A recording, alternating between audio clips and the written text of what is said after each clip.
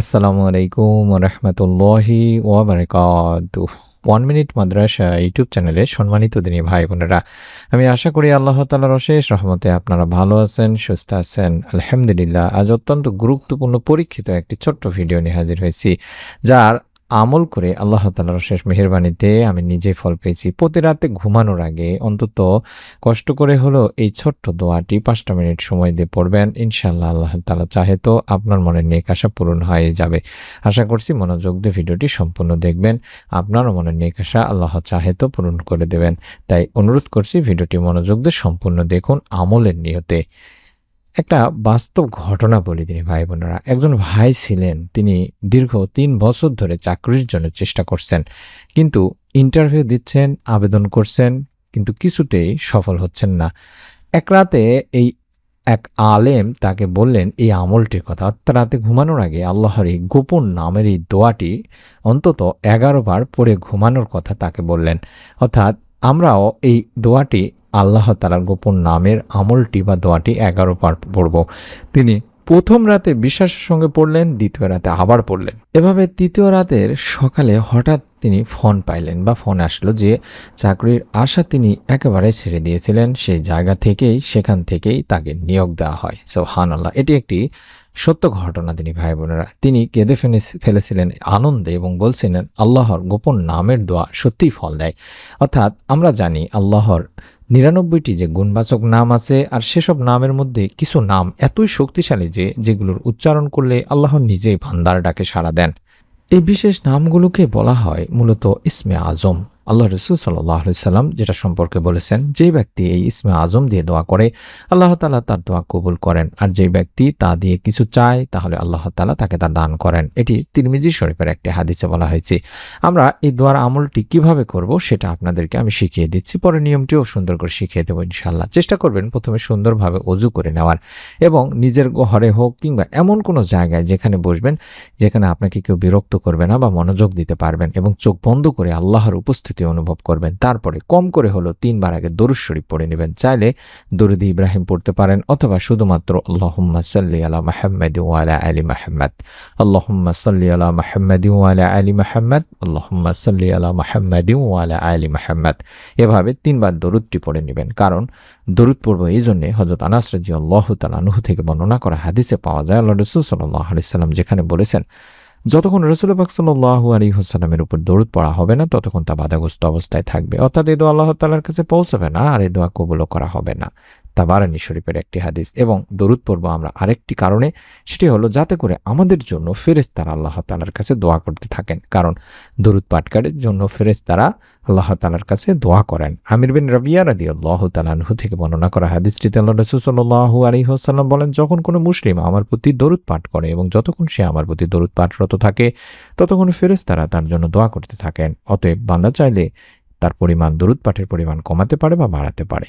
তাই আমরা প্রথমে দরুদ শরীফের আমল করে নেব অন্তত ৩ বার করে। তারপরে এই ছোট্ট দোয়াটি কম করে হলো ১১ বার, যদি বেশি পারেন তাহলে আরও ভালো, অন্তত ১১ বার পাঠ করবেন।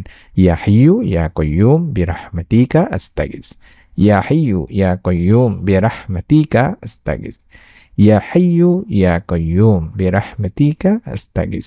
এভাবে অন্তত কম করে হলেও আপনারা ১১ বার পাঠ করবেন। আশা করছি মোবাইলে স্ক্রিনশট নিয়েছেন। দোয়াটি আমি আবারও দেখাবো নিয়মটি বলে দেওয়ার সময়, তাই যদি সম্ভব হয় এখনই স্ক্রিনশট নিন, অথবা পরেও স্ক্রিনশট নিতে পারবেন।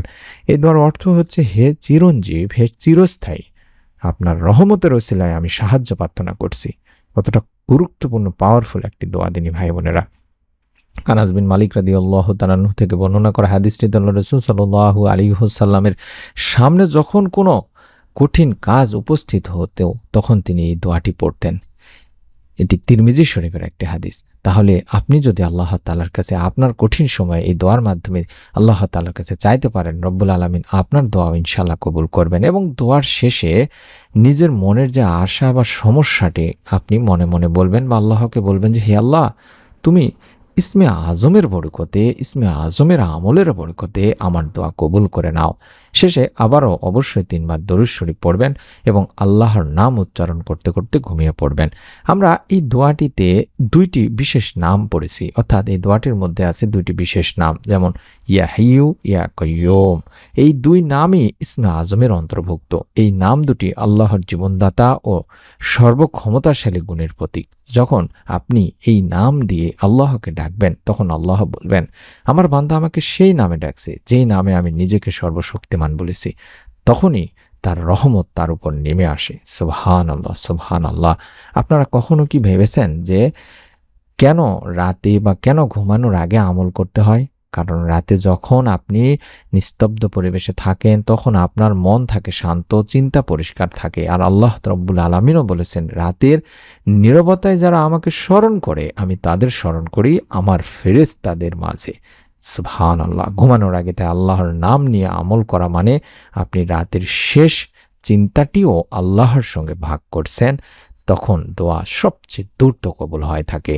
তাই চেষ্টা করবেন এই সময়ের আমলটি করার। যদি আপনার দোয়া কবুল হয়, তাহলে আপনি কিছু লক্ষণ টের পাবেন দিনী ভাই বোনেরা।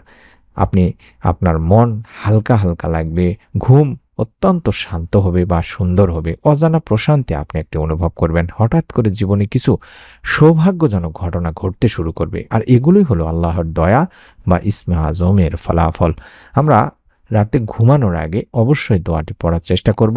বিশ্বনবী সাল্লাল্লাহু আলাইহি সাল্লামের শেখানো পদ্ধতি অনুযায়ী রাতে ঘুমানোর আগে যে সুন্নতে আমল রয়েছে, সেই আমলগুলো করার পরে চেষ্টা করবেন, অনেক মানুষ যেহেতু এই দোয়াটি পড়ে অবিশ্বাস্য ফল পেয়েছেন, আপনিও ফল পাবেন এই বিশ্বাস রেখে আমলটি করার চেষ্টা করবেন।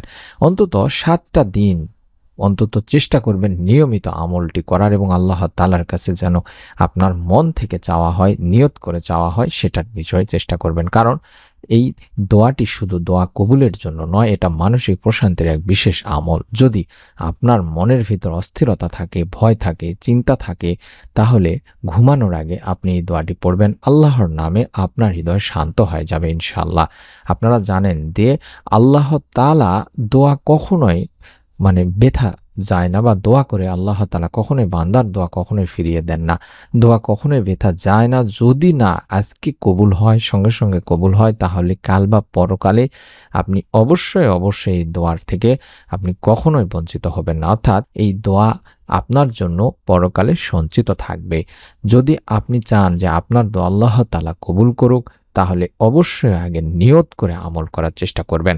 প্রত্যেকেই অবশ্যই ভিডিওটিতে একটি করে কমেন্ট করে নিয়ত করতে পারেন যে আল্লাহ, আমি আজ রাত থেকে আমলটি শুরু করছি ইনশাআল্লাহ, এবং এই আমলের ওসিলায় যেন তুমি আমার মনের যে আশা আকাঙ্ক্ষাগুলো আছে সেগুলো কবুল করে নিও।